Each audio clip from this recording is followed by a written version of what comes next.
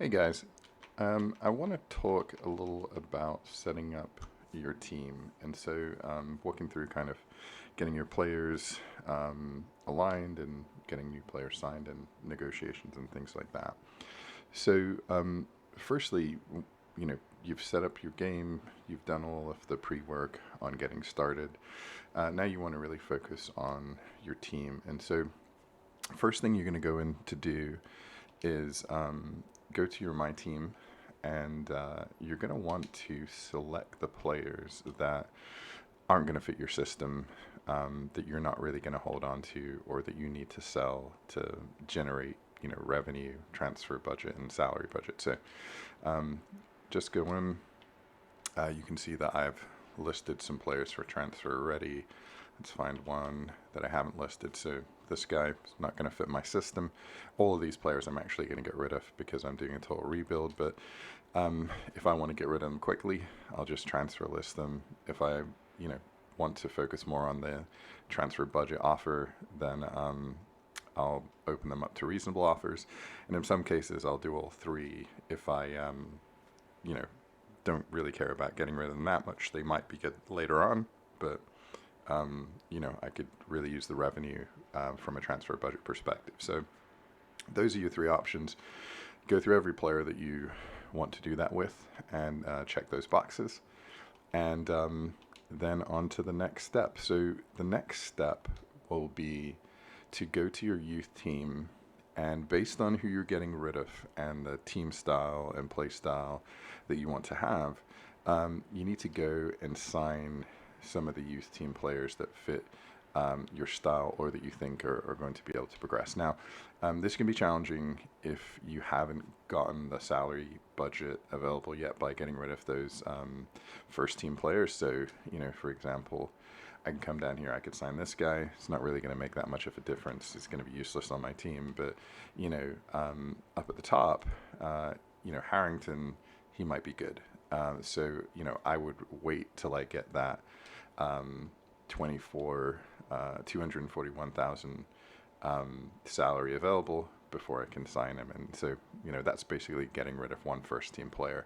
And he's probably going to have an initial higher score than that first team player anyway. So, go through, sign whoever you want on your youth team, or at least know who you're going to sign as you start to get rid of the other players. And then the next thing you're going to want to do is go to advanced search, and first things first, go down to special search and take a look at who's on the free agent market. And so these are players that you that have no kind of market transfer fee. So this is how much they're worth, but you won't be paying this. What you'll be paying is the annual salary. So you have to make sure that your salary budget is available. And so you can go in here and you just sign them. You just negotiate their salary, and this is up their appearance bonuses and goal bonuses, etc., and then make those offers. So pick up any of the players here that you think are worth it for you. And then once you've done that, the next thing I would do, especially if you're in the lower leagues, but this really depends on who you have in your team. I would go and I would look for players with a lot of experience that can offer your team a boost in either captaincy or team spirit, or a boost in a specific training position. So Bandiera, they give you a boost in both a specific training area and a boost for the team spirit. And so if you look at players that suit that criteria, what you'll find is a lot of these players are older. You can see by the ages here as I go through, a lot of them are older. But a lot of these players you can actually loan for really, really cheaply. So if you look at this guy, Ponzio, if I take a year loan on him, because his market value is 330,000, if I take a year loan, I only need to pay, even if I max it out to guarantee I get the loan, I only need to pay 158,000. So you can see it's nothing on the transfer budget. It basically costs you nothing to get this guy in.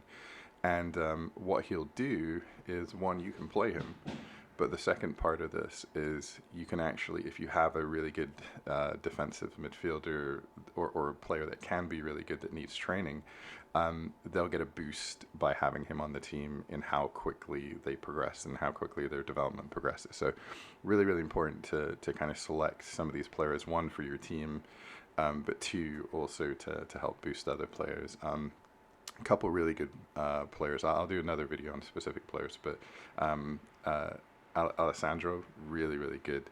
Some of these guys, Fabio is a goalkeeper, or any of these goalkeepers, really, you can bring in and they'll do a really good job. So, positions like goalkeepers, defenders, if you're in a lower league, even the older ones can be really good.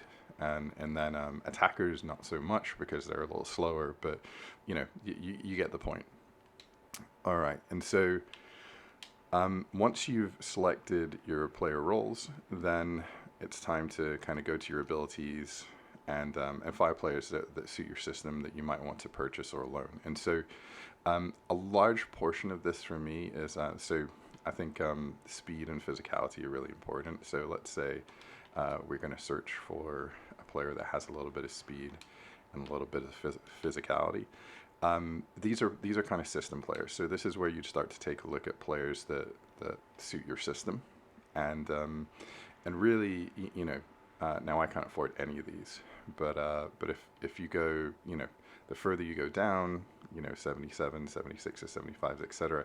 Now you're going to be in ranges where at least you've got a shot at getting some of these players if you have a little bit of budget. So I would look for younger players.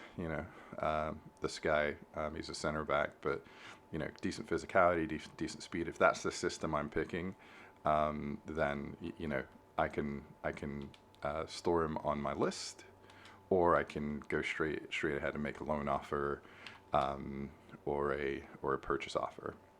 And so that's totally up to you, but I would go and earmark some of the players.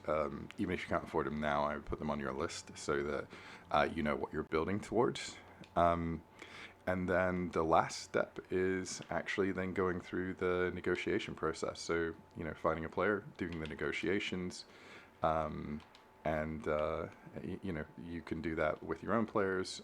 If you have players where you need to renew their contracts, I would get on top of that as soon as possible, because you can extend their contract length so they can't leave, and then you can also increase their value and reduce the salary cost. So, I can take him down and add an extra 100,000 to my budget. So you're going through transfer negotiations, loan negotiations, and contract negotiations, and that's really the next step to get your team set up and make sure you have the right players in your team. All right. Thank you very much, guys.